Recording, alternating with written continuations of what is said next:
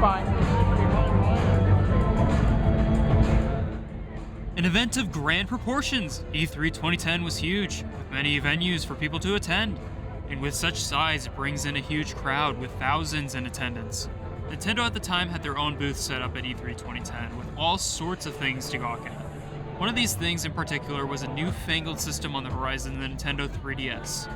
This was the first of Nintendo's 8th generation consoles, as the Wii U had yet to be announced, so it was a pretty big deal for everyone at the time.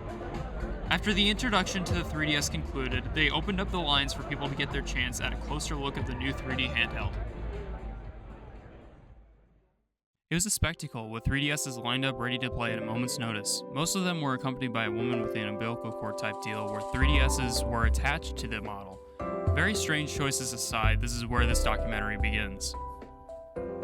All of the games shown off at this event were either in early stages of development or were made for the DS and Wii family of consoles, both of which were on the way out as the next generations of consoles were beginning to roll in. During the event, there were very strict rules put in place so that the press and other media attending the event wouldn't try recording the 3DS's display, as it was 3D and it didn't exactly play well with regular run-of-the-mill cameras. This fact alone is what caused several events to take place. After doing some additional research, it appears that the line for the 3DSs on the first day was roughly 2 hours long, which does take time away from seeing other parts of the event. However, depending on if somebody stayed at the event for multiple days, line wait times fluctuated a lot. For example, the days preceding the first, wait times would have only been for 30 minutes. Each of the girls running the individual units were told that filming the displays of the 3DSs as they were running was off limits and could potentially lead to the person filming being kicked out. It's like right there, right there. This was not ideal in the preservation of the trailers being shown off on these units, as a lot of them were unique to this event and never to be shown again. So, as it would seem, this event has prototype versions of several upcoming titles for the newly unveiled 3DS and astounding 3-dimensional pre-recorded trailers.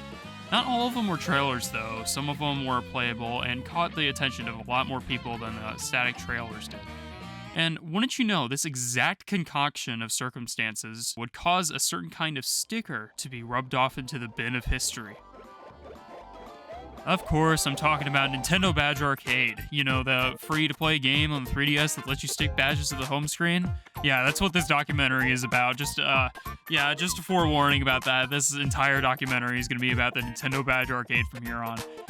No, I'm just kidding. It's for Paper Mario 3DS. For the longest time, this footage you see here was the only of its kind during the span of 14 years. At least the only footage that's currently known of. I mean, we don't currently have existing IRL shots of the trailer, other than this shaky cam footage you see here. Press kits were provided for this event, which showcased several screenshots of a slightly different build of the game, but still before development got changed around. And you might be asking, hey, what got changed around? For those unaware, this game is the early development version of Paper Mario Sticker Star, a fully released game, albeit it's very different from the build that was shown off at this E3 conference. This brought huge interest in finding this exact trailer. Think of the One Piece intro, but with a bunch of nerds and the treasure being this holy grail of lost media. It was that serious. Spelunking into the internet became a regular pastime for a lot of us searching for this thing, with many taking hours out of their day to go searching. Using different search engines, looking at YouTube video title archives, scouring the depths of Reddit, it took everything for us to have what we got today. I'm a part of a group of people who are dedicated in learning more about this game, how it works, and the development history behind it. If you're interested, I'll drop a link to our Discord server in this video's description for you to check it out. You might learn something new or interesting about this wonderful series of games.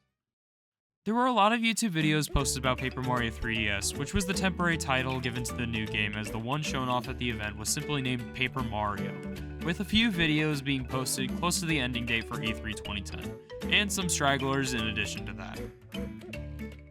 As we come to a close on this chapter, I want to bring attention to how this video was recorded, as we have some insider information related to it, and it's rather interesting. The folks over at the Nintendo World Report were responsible for filming this with a camcorder, as this was 2010 and it was not quite the era of cell phones being in your pocket with cinema-grade cameras. If you look closely, you can tell the camera is in another section of the booth, as to not grab the attention of the lady running the 3DS. That way the video can be obtained. Here's a photo of the exact booth we see in the footage. just in case you were curious. The audio, however, was a different story. We've had part of the trailer's audio for years now, although originally before the full trailer was found, it was assumed that we had the entire thing, or just a small portion cut off at the beginning. Of course, now we know this isn't the case. Somehow, getting audio for the trailer was achieved by plugging the camcorder directly into the 3DS and recording the audio that way. We're unsure as to how this was done without someone batting an eye at it, as the rules for this show floor were quite strict. Either way, we've had a big portion of the audio for this trailer for a long time due to them being able to pull it off at this event. The audio was then uploaded to their website and can still be obtained nowadays by using Inspect Element on this right here, and grabbing the audio file that way. It's rather strange that it's hidden, but kudos to the brave soul who managed to get a hold of this audio.